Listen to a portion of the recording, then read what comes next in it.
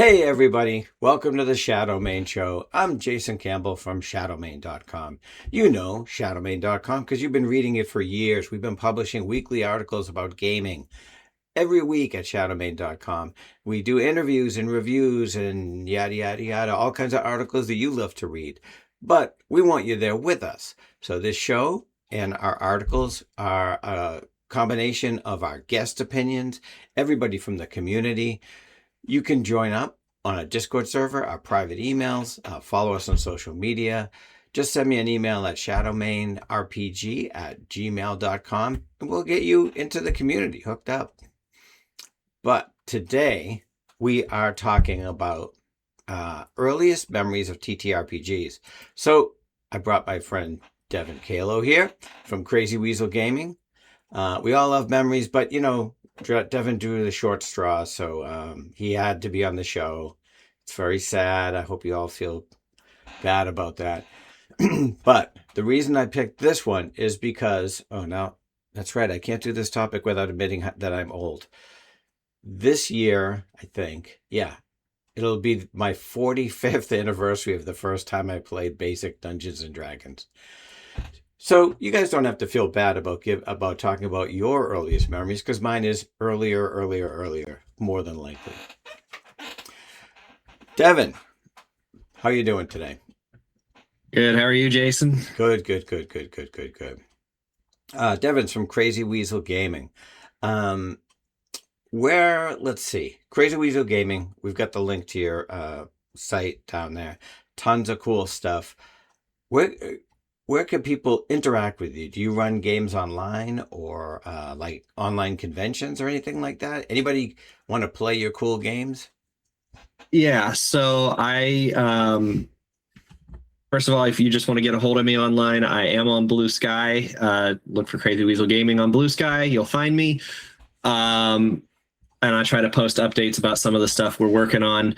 As far as conventions, I am going to be at CypherCon coming up in August. For those of you who don't know, that's Monty Cook Games Cypher convention hosted by the crew over at Cypher Unlimited.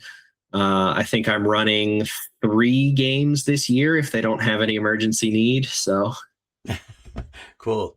Yeah, I'm running 4 games, 2 different games, 2 different times.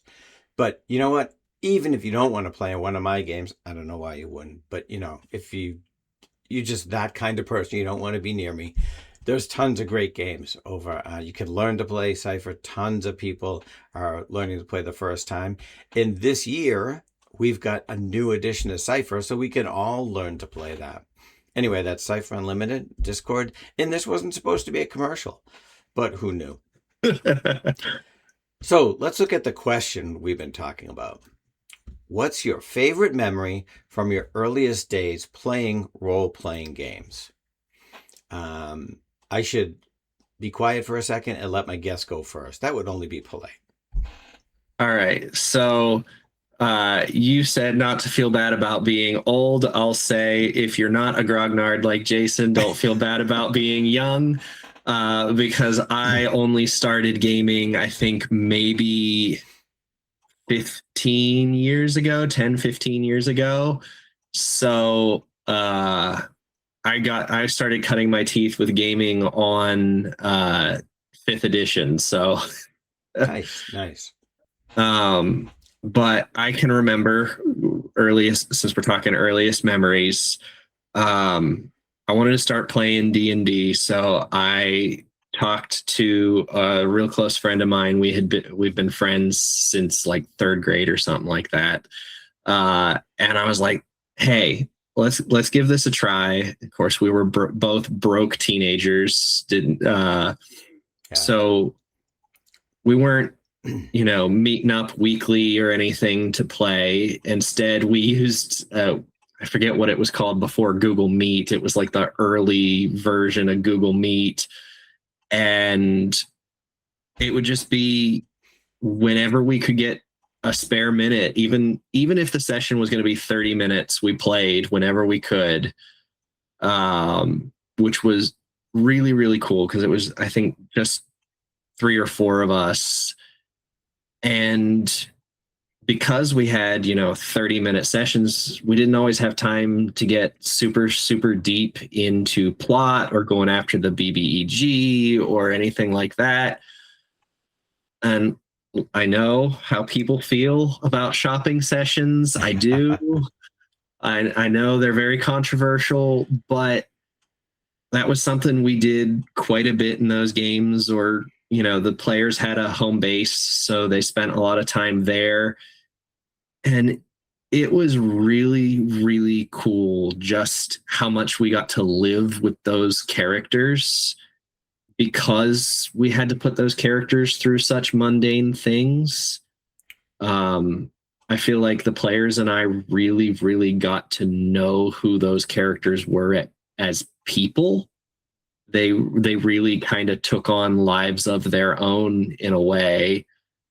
And there was something beautiful in that I've just never really been able to recapture, but it, that sits kind of right here in my heart when I think of my fondest memories is sitting with a couple of my best friends,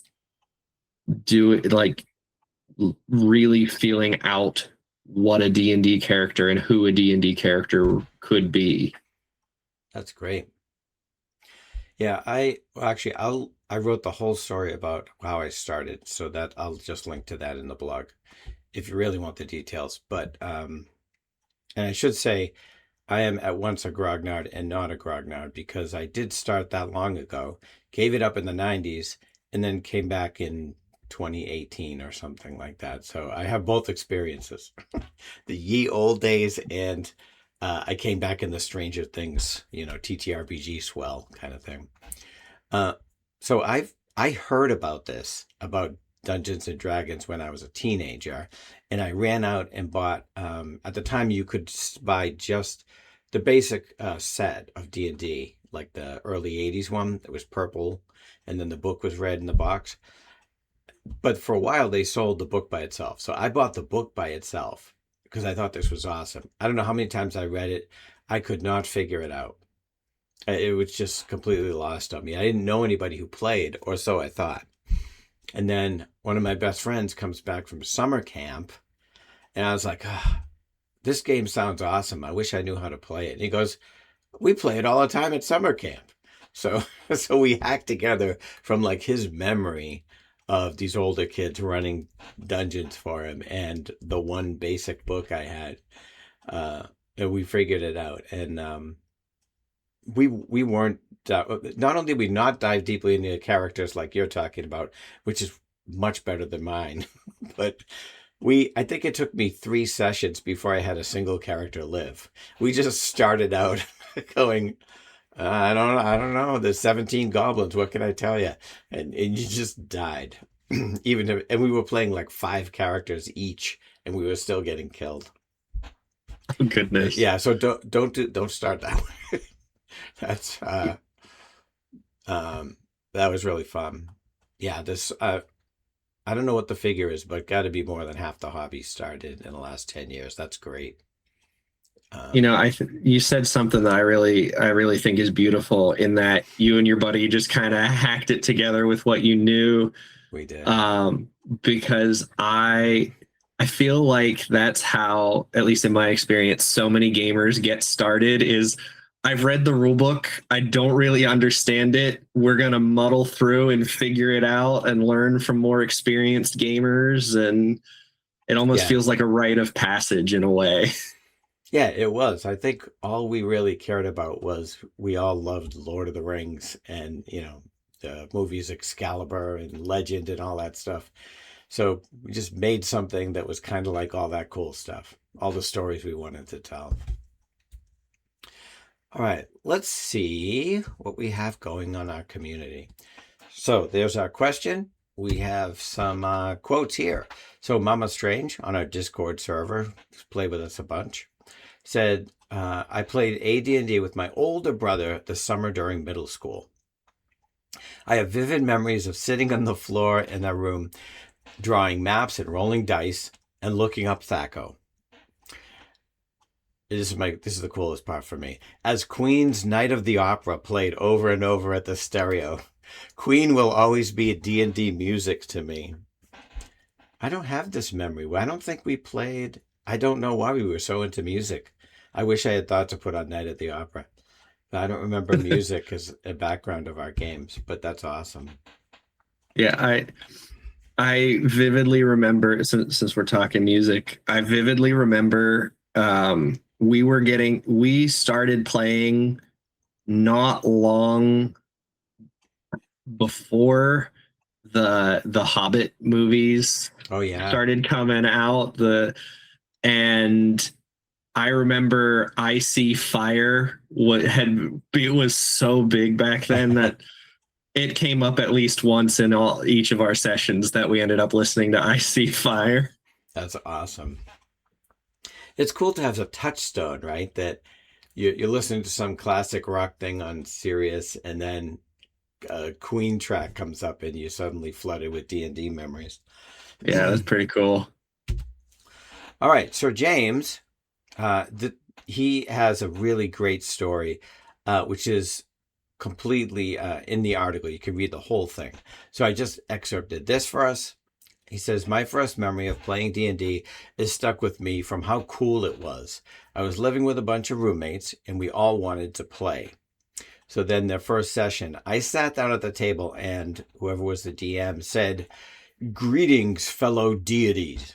Shall we create a hero? I just love that. That's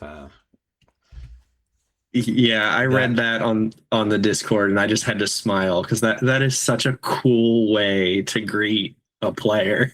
Yeah.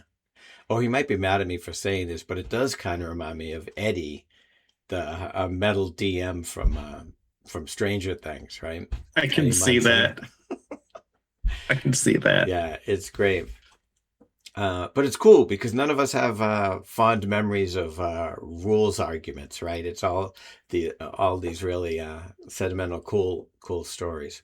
Oh, wait, I have another one, which I'm going to intercept. So my wife, GamerMomLuna, has told this story before. So I'm going to tell it even though she didn't submit it as an actual quote. So she and her ex used to play with a bunch of friends. So they'd be sitting around in the dining room, in the kitchen, playing, and and she was just listening. So over the week, she would hear it and go, "That's kind of cool." So then after a while, she would sit closer and do, I think, her knitting, like in the kitchen, and then until one day she was like, "Hey, that looks kind of cool. Can I try it?" And then, how many years ago was that? 15 years ago or something. And yeah, you can get drawn into it. Not like you don't have to read goofy articles like I did and run out and buy the book. And I think that's probably true of a lot of people, that you get drawn into it because your friends tell you how cool it is. That's, those are the stories I think I hear the most often. Yeah. Yeah. Yeah. For a game that's usually, ascribed to outcasts, nerds, and geeks, it is a social game. It is a game that requires friends to play. It is. It is. I mean, I guess that's why if you're organizing a regular game as the GM, I think most of us account for, oh, well, like in my 3-hour session, I have to prep about 2.5 hours because I've got to account for the chit chat at the beginning and the chit chat at the end and in the breaks in the middle. Yeah, it's all social, right? And that's the cool part. We're getting together with our friends. If you can get out there at game stores or cons or online, you're meeting new friends. So absolutely, the number of awesome gamers I've met through online spaces. I mean, that's how I met you. That's true. Yeah, that's true. That's true. All right. So, Devon, I already said where we could find you and where you're going to be. What are you working on? Anything you want to talk about that's especially cool? So right now, my main focus is on getting the writing done for the setting book that Crazy Weasel Gaming's working on, called Antediluvian Awakening. which is kind of a Renaissance fantasy world. So you've got, elves and dwarves and all that, but you've also got firearms and rapiers and Awesome. more a little bit more modern than your typical fantasy setting. So That's cool. yeah. I think that gives you, sounds like it gives you a lot of possibilities that we sort of maybe gatekeep away in our normal medieval games. That's awesome. Oh yeah, dwarves and sunglasses. Yeah. 1600s, you got sunglasses, so why not have a dwarf and a pair of shades? All right. So maybe sometime next year, look for the cover with the dwarf and the sunglasses and pick that up. All right. That will do it for today. You can read the rest of the articles, more opinions at shadowmain.com. Send us an email at shadowmainrpg@gmail.com if you want to join us up, or just follow us on socials at Shadowmain. We're Shadowmain everywhere. It's crazy. It's crazy like that. All right. See you next week, everybody.